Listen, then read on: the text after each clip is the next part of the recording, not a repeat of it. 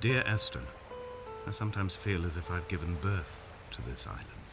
Somewhere between the longitude and latitude, a split opened up, and it beached remotely here. No matter how hard I correlate, it remains a singularity, an alpha point in my life that refuses all hypothesis. I return each time leaving fresh markers that I hope, in the full glare of my hopelessness, will have blossomed into fresh insight in the interim.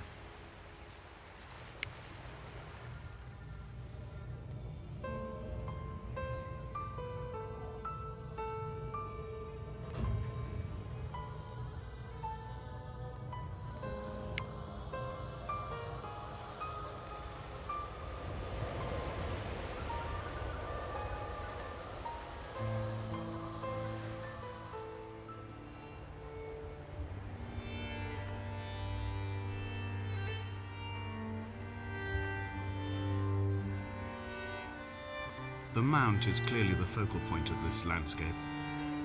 It almost appears so well placed as to be artificial.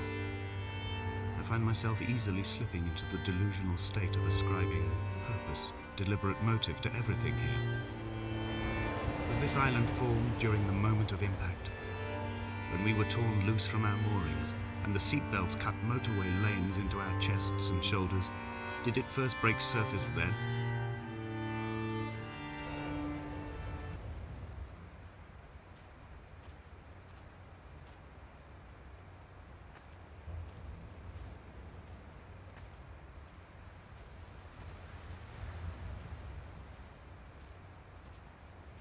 We are not like Lot's wife, you and I. We feel no particular need to turn back. There's nothing to be seen if we did. No tired old man parting the cliffs with his arms.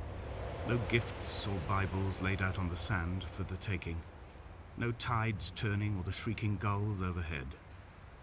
The bones of the hermit are no longer laid out for the taking. I have stolen them away to the guts of this island, where the passages all run to black, and where we can light each other's faces by their strange luminescence. I met Paul. I made my own little pilgrimage.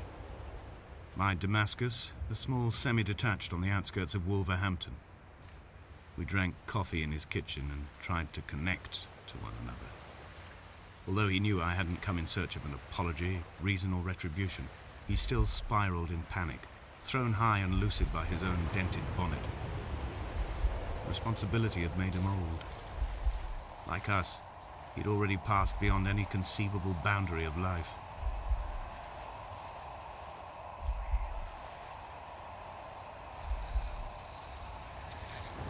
I find myself increasingly unable to find that point where the hermit ends and Paul and I begin. We are woven into a sodden blanket, stuffed into the bottom of a boat to stop the leak and hold back the ocean. My neck aches from staring up at the aerial. It mirrors the dull throb in my gut where I am sure I've begun to form another stone. In my dreams, it forms into a perfect representation of Lot's wife, head over her shoulder, staring along the motorway at the approaching traffic in a vacuum of fatalistic calm.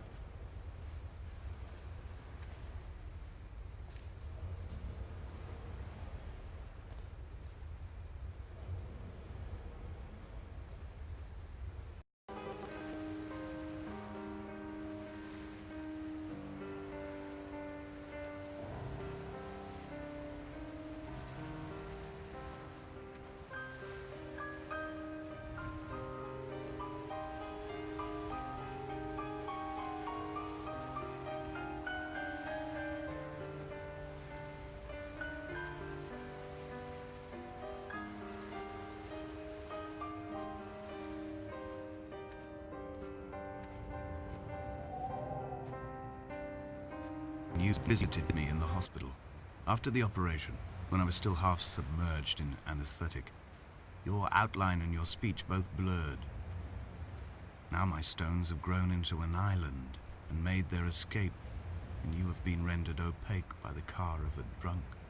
To comments that at this point, Donnelly was going insane as syphilis tore through his system like a drunk driver. He is not to be trusted. Many of his claims are unsubstantiated. And although he does paint a colourful picture, much of what he says may have been derived directly from his fever. But I've been here, and I know, as Donnelly did, that this place is always half imagined. Even the rocks and caves will shimmer and blur with the right eyes.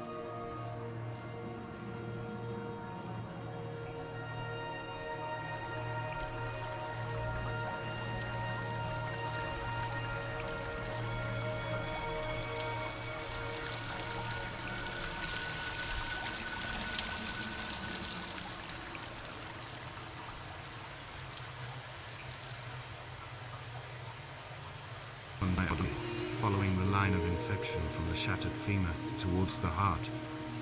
I swallow fistfuls of painkillers to stay lucid. In my delirium, I see the twin lights of the moon and the Ariel shining to me through the rocks.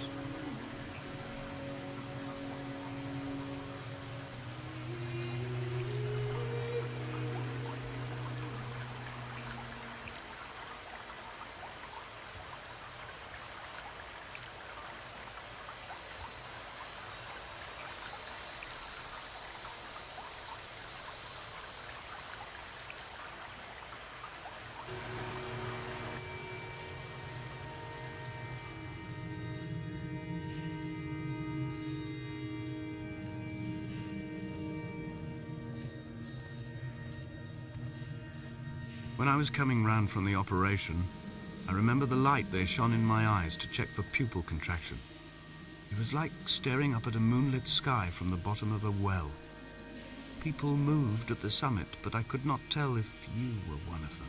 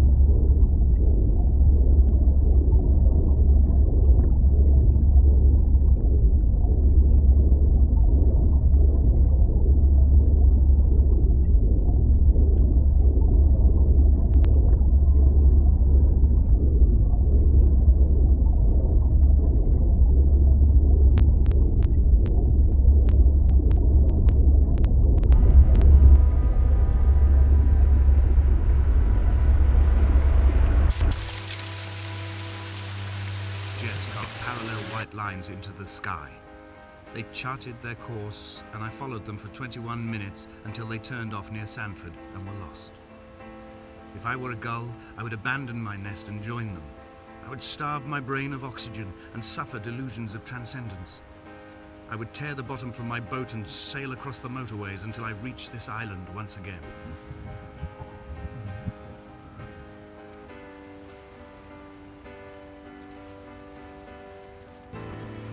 He kept sniffing at his fingers as he sat by the roadside, waiting as if he couldn't quite understand or recognize their smell. He said he'd been traveling back from a sales conference in Exeter. He'd stopped for farewell drinks earlier, but had kept a careful eye on his intake. You could hear the sirens above the idling traffic. My Armada. I collected all the letters I'd ever meant to send to you, if I'd have ever made it to the mainland, but had instead collected at the bottom of my rucksack, and I spread them out along the lost beach.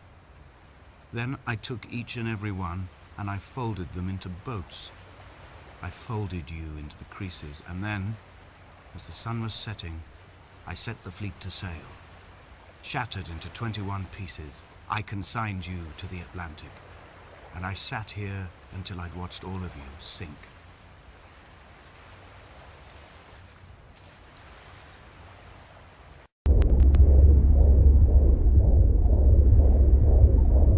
Come back.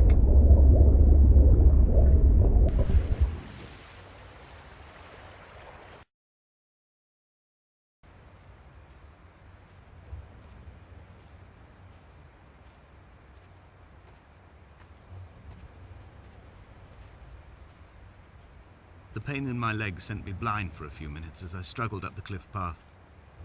I swallowed another handful of painkillers, and now I feel almost lucid.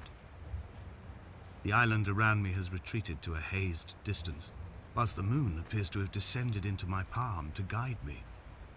I can see a thick black line of infection reaching for my heart from the waistband of my trousers.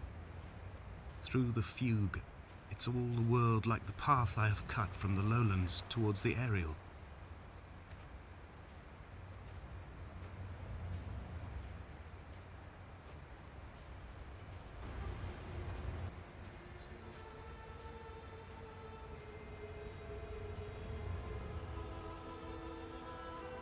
I've begun my voyage in a paper boat without a bottom.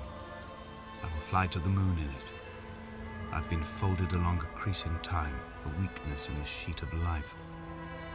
Now you've settled on the opposite side of the paper to me. I can see your traces in the ink that soaks through the fiber, the pulped vegetation. When we become waterlogged and the cage disintegrates, we will intermingle. When this paper aeroplane leaves the cliff edge and carves parallel vapor trails in the dark, we will come together. He would have realized he was his own shoreline, as am I. Just as I am becoming this island, so he became his syphilis, retreating into the burning synapses, the stones, the infection. Lay me down and ensure my descent is true and straight. I will break through the fog of these godforsaken pills and achieve clarity. All my functions are clogged, all my veins are choked. If my leg doesn't rot off before I reach the summit, it will be a miracle. There are 21 connections in the circuit diagram of the anti-lock brakes. There are 21 species of gull inhabiting these islands. It is 21 miles between the Sandford Junction and the turn-off for home. All these things cannot, will not be a coincidence.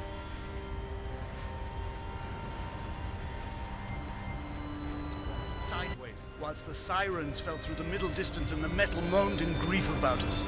I'm about this night in walking, old bread and gull bones, old Donnelly at the bar gripping his drink, old Esther walking with our children, old Paul as ever, old Paul. He shakes and he shivers and he turns off his lights alone.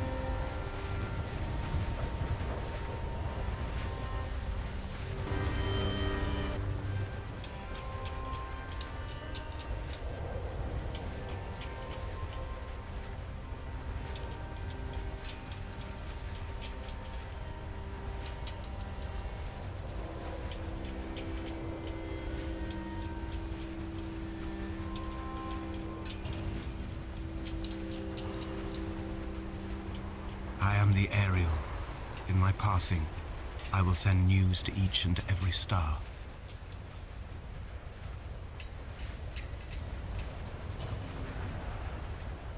Dear Esther, I have burnt my belongings, my books, this death certificate.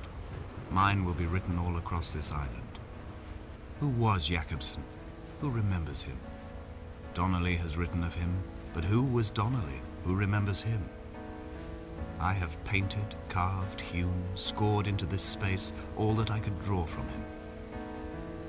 There will be another to these shores to remember me. I will rise from the ocean like an island without bottom, come together like a stone, become an aerial, a beacon, that they will not forget you. We have always been drawn here. One day the gulls will return and nest in our bones and our history. I will look to my left and see Esther Donnelly flying beside me. I will look to my right and see Paul Jacobson flying beside me. They will leave white lines carved into the air to reach the mainland, where help will be sent.